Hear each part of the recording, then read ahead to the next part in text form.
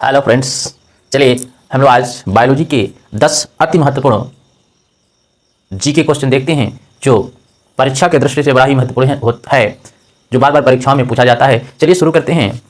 तो हमने पहला सवाल लिया है कि कोशिका के अध्ययन को क्या कहा जाता है। कोशिका के अध्ययन को क्या कहा जाता है? तो भैया कोशिका के अध्ययन को साइटोलॉजी कहा जाता है। क्या कहा जाता है? साइटोलॉजी कहा जाता है। तो कोशिका के अध्ययन को क्या कहा जाता है? तो साइटोलॉजी कहा जाता है। बड़ा ही महत्वपूर्ण सवाल है। चलिए दूसरा है, कोशिका की खोज किसने किया था? तो कोशिका की खोज रॉबर्ट नामक वैज्ञानिक ने किया था। किसने किया था भैया? रॉबर्ट हुक ने। किसने किया था? रॉबर्ट हुक ने किया था। और कब किया था? तो 1665 ईस्वी में किया था। 1665 ईस्वी में किया था। तो इस क्वेश्चन से दो सवाल बन गए कि किसने किया था और कब किया था। दोनों ही महत्वपूर्ण है। चलिए सबसे छोटी कोशिका क्या है? तो सबसे छोटी कोशिका है माइकोप्लाज्म की। किसकी? माइकोप्लाज्म की। चलिए अगला जो सवाल है, सबसे बड़ी कोशिका क्या है? तो सबसे बड़ी जो कोशिका है वह है ऑस्ट्रिच एग सेल की। क्या है? ऑस्ट्रिच एग की। किसकी है? तो शुतुरमुर्ग के अंडे की जो कोशिका है वह सबसे बड़ी कोशिका है।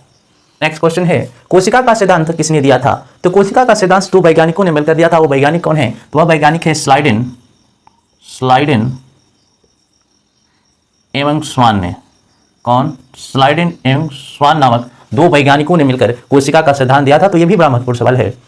कोशिका का शक्ति ग्रह किसे कहते हैं? Power house of the cell के नाम से कौन सा कोशिकांग जाना जाता है? तो वह है माइटोकॉन्ड्रिया। क्या है? माइटोकॉन्ड्रिया।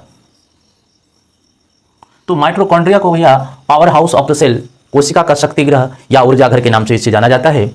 अगला है, किस कोशिकांग को आत्मघाती थैली के नाम से जाना जाता है? तो लाइसोसोम को। किसको? लाइसोसोम को। तो लाइसोसोम को आत्मघाती थैली के नाम से जाना जाता है। मनुष्य में गुणसूत्रों की संख्या कितनी होती है? तो मनुष्य की में गुणसूत्रों की जो संख्या होती है वह होती है 23 जोड़ी। कितनी होती है? तो 23 जोड़ी होती है, जिसमें से 22 जो होती है वह क्या होती है?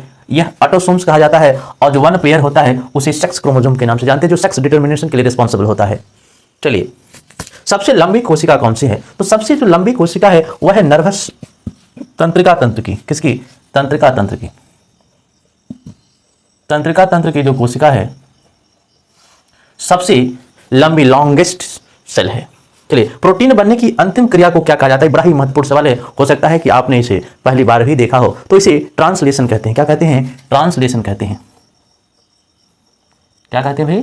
ट्रांसलेशन के नाम से जाना जाता है, जो प्रोटीन बनने की जो अंतिम प्रक्रिया है। चलिए